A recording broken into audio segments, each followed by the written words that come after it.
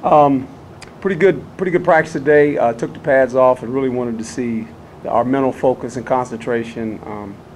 We're into the game plan obviously this week, and as I said before, I mean, more games are lost than won by errors, by ball security, just the things that you watch and you just shake your head as a head coach. And you know, going into the first one, you're always concerned with that. That's always a concern going into the first game. You know, kicking field goals, snap exchange, all that kind of stuff, the little things that get away from you. You think about the big things of a football game, but it's the little things that really cause you problems. So we've got to be really locked in on that. And I think for the most part, the guys are. I know they're anxious. They're anxious to play a game. Why wouldn't you be? It's over 200 days that we've been doing this. I told them today, you know, football's a funny game. I mean, 200 plus practices and you get to play 12 of them. And that's not counting when you start practicing when the games actually start. So there's a lot of preparation that goes into this. It started a long time ago, and you get 12 of them, and they're all special and they're all important. So I think our guys understand that.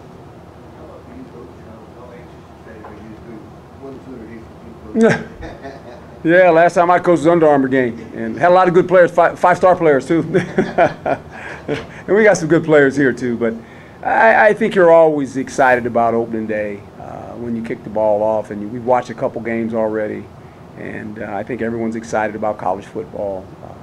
It's really made a surge in the last, I'd say, 5-10 years. College football has really become something to watch, a spectacle when you think about it. And I know that from working where I worked, the transformation of college football and how it's really become the game that everyone watches on Saturday, regardless of what region you live in. There's a great fan base. A lot of it has to do with tradition. You know, a lot of these teams, traditionally, the fans are loyal to that team.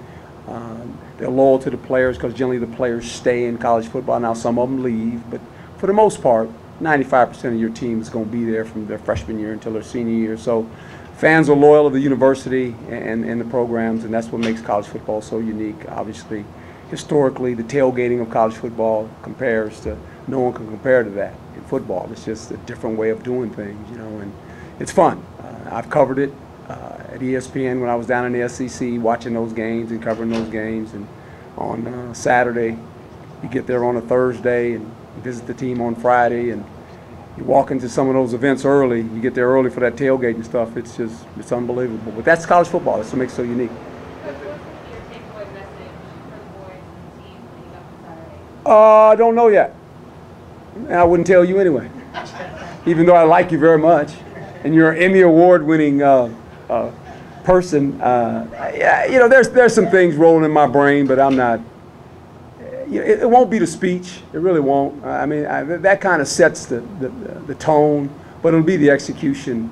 And really, those guys believe in each other when they go out there in the huddle. You know, no coach will be on the field for them anymore. No one can tell them how to line up.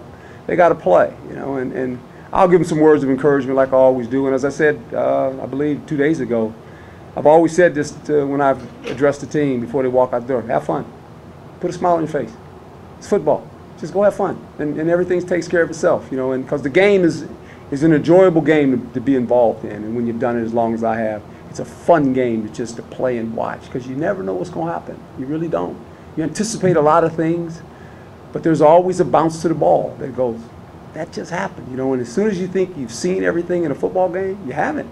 It just happens. That's why fans are so, you know, excited about a game, and they're excited about the anticipation of the game. Then you kick the ball off, and you say, "Okay, let's play. See what happens." That'll be fun.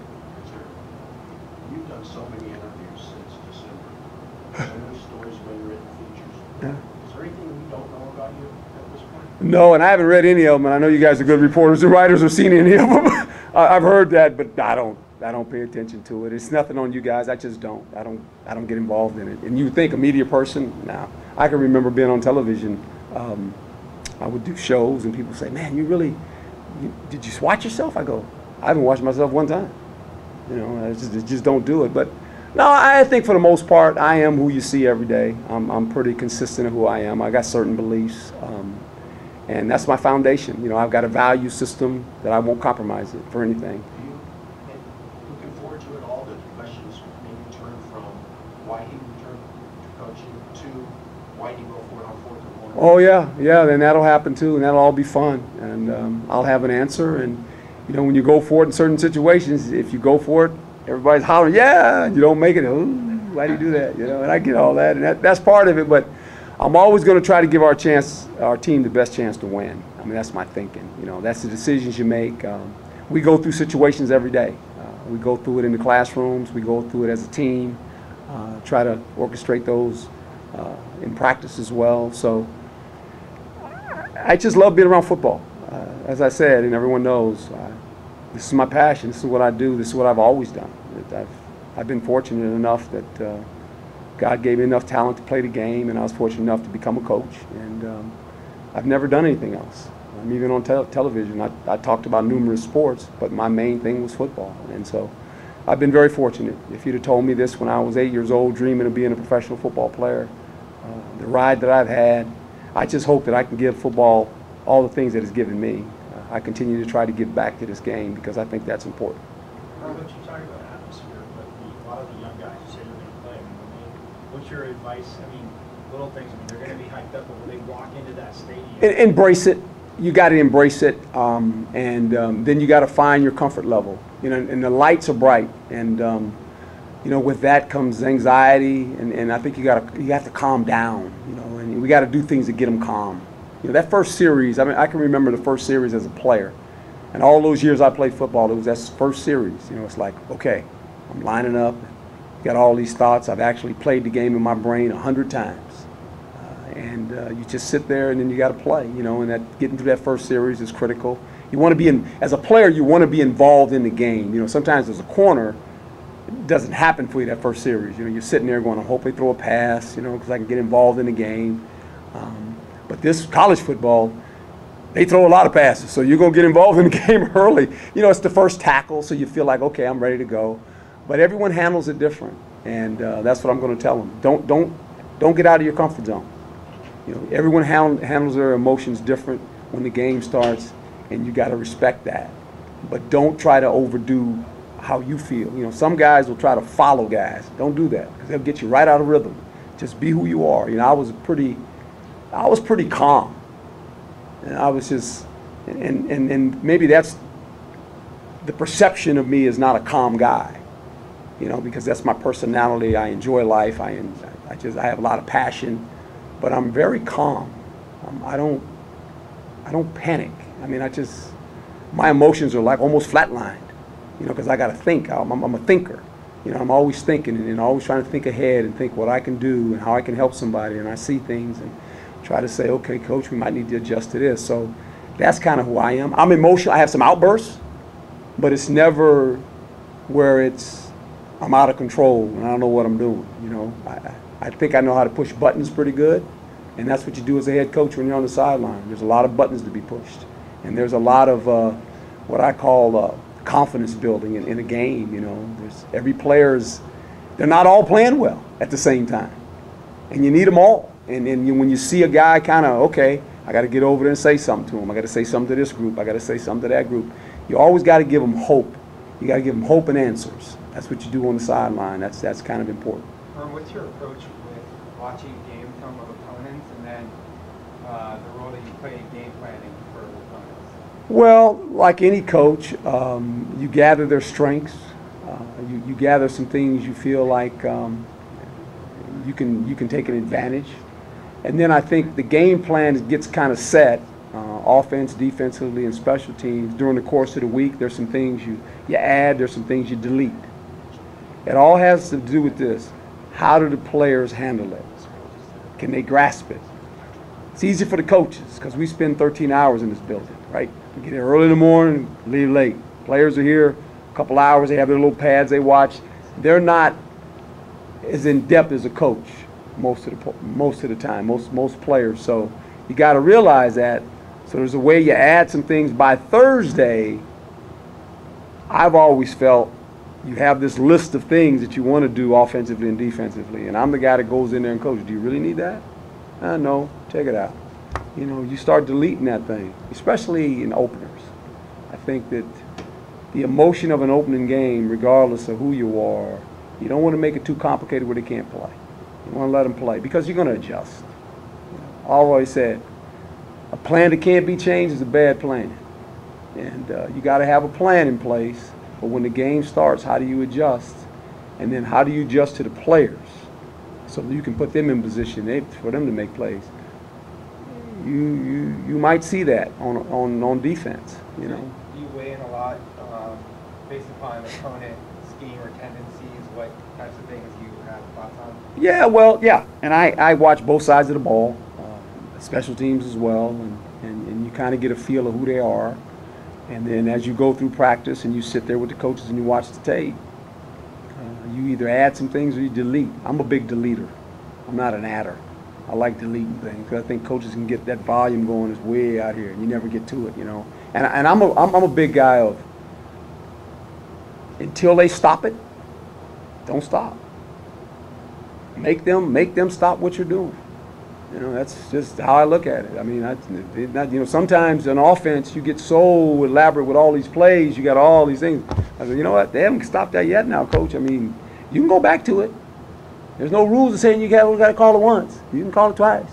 You know, so I just think that's my eyes. That's what I look at. You know, when I'm watching the game, I don't interrupt guys as they're calling defenses or offenses. I wait till the series is over. I'll have a suggestion or two. I'll kind of feel the flow of the game and go, okay, this is what we're going to do. I'm going to have to make some decisions on certain things that I'll make decisions on, and they'll be well aware of that. And we've already had, you know, we discussed that with the coordinators, you know, kind of the planning of it. Our planning day tomorrow will be, okay, this is what we anticipate when we walk in there, okay, and then from there, we all look at each other and I tell them we got to adjust because it's all good right now until we go out there. And then we got to adjust. From when you got here in December, that first press conference, and what you envision where you would be going into the first game, how do those match up? Well, match up pretty good, knowing that we want to have a young defense, which we do, and you guys will watch them play. I mean, there's a lot of young guys, and even not young guys, but guys that have never started a game. I mean, we got like 7 guys on defense that haven't played a lot of football. Some of them freshmen. That will play in this game. So, and that's okay because we said we were going to do that. We're going to try to build the defense. And so we've taken the players that were available to us that are here. We brought in a new system with new coaches as well on defense. Offensively, we have a system that's driven by our quarterback. We've tried to do some things that can keep him successful and let him do what he does best. So special teams wise, it's the return game that I think we have to improve on, and I think we've brought some players in here to see if we can do that, and then from there we'll go play and we'll figure it out. What are your thoughts on that challenging injury? Well, good defense, stingy defense. Don't give up a lot of points. Got a nice, big, strong front. They're powerful up front. We got some veteran guys. They return 6 starters, and a lot of them are up front. Secondaries, they do a lot of press coverage. You play a lot of man. Really force you to try to hit the big play, and if you don't hit it, it's 2nd and 10. So they put you in some bad downs when you don't complete the ball on them. But they're very sound, a good defense. Offensively, got a lot of moving parts. It's almost opposite. Their offense is kind of like our defense, a lot of moving parts. Trying to solidify their offensive line. Quarterback's fairly new. They've got some young receivers, but they got some backs that have played. So they're a team that, you know, that we haven't taken lightly by any stretch of the imagination. I mean, I don't think you can. I think you take no team lightly. They have some good players over there. So this is a game that you know, you better be on. You're going to have to play good, beat these guys. I mean, they don't make a lot of mistakes. They're pretty sound. Coach Wilson has done a really nice job there, and so it'll be a good test for us. Well, I don't know, you know, obviously representing the state for all the years that he's done that.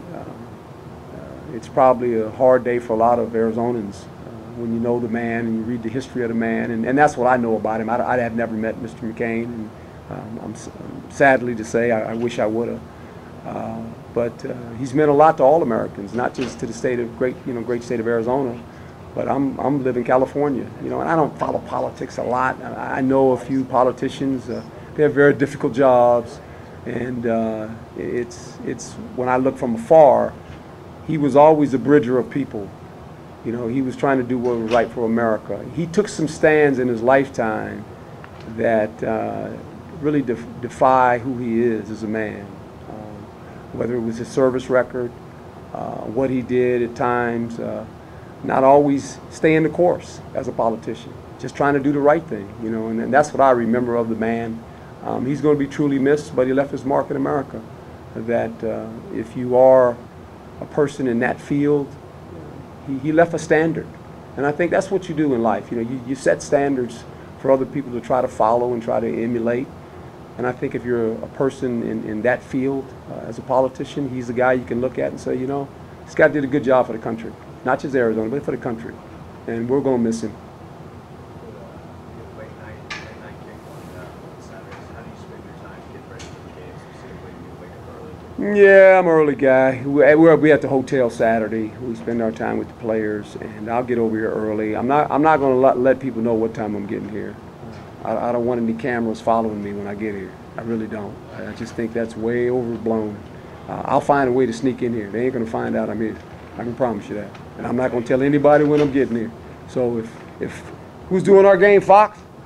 They might be mad, but that's okay. They've done enough for me. It's not about me. It's about these players, man. It's about the game. They actually understood. Did they? Yeah. Good. That's great. I'm thanking them. That's good because this ain't about me, guys. I've done this too long. I didn't do this for accolades at all. It's about trying to build a program, trying to do something special here, and it's about the players. It really is, and the coaches that coach them every day. You know, I just kind of give them a blueprint of what we want to do and what we want to become, and it's my job to help them and do everything I can to make these guys successful. But I don't need anything in my lifetime. I owe football everything I've ever had or gotten is because of football. I'm just trying to pay football back. That's all I'm trying to do. But speaking of James saying pay football back, you also have quite a few junior college players on your Roster. What are your thoughts? I mean, Maricopa, those 4 schools? Yeah, I wrote a letter. I wrote them a letter actually early when that was all happening. It's telling them, you know, my take on JC football. JC football was a safe haven for me when I left Cal. I left Cal as a freshman and went to JC for a semester and played, and and I don't want to bring any accolades, but yeah, I'm in the JC Hall of Fame. So you think I don't care about JCs? I only played there for 1 football season. I didn't even stay there a whole year. You know, so I'm a big believer in JC guys. I don't discount those guys at all. We've got some on our team, and I told some JC coaches when I took the job, I said, hey, if these guys fit, they have a place here. You know, so it's a shame because it's another mechanism to keep guys alive and playing football. All the coaches that have coached JC football, it's just a lot of people involved in that. You know, and it's been the lifeblood, especially for us. And I know this from California. A lot of JCs, some great JCs in California, and even here in Arizona as well. You know, and that's always been kind of a place where guys could go if they weren't mature enough, if their grades weren't quite right. They could go to JC and play and have an opportunity to go on to a 4-year school. So it was a place that really helped a lot of players and helped develop guys too, because a lot of guys are immature coming out of high school. And you go to JC, get some maturity about yourself, you know, and all of a sudden your life kind of changes. So it's sad to see that happening, but hey, you know, things happen, and it's just too bad. Everybody good? Okay? All right. Thank you guys. Appreciate you.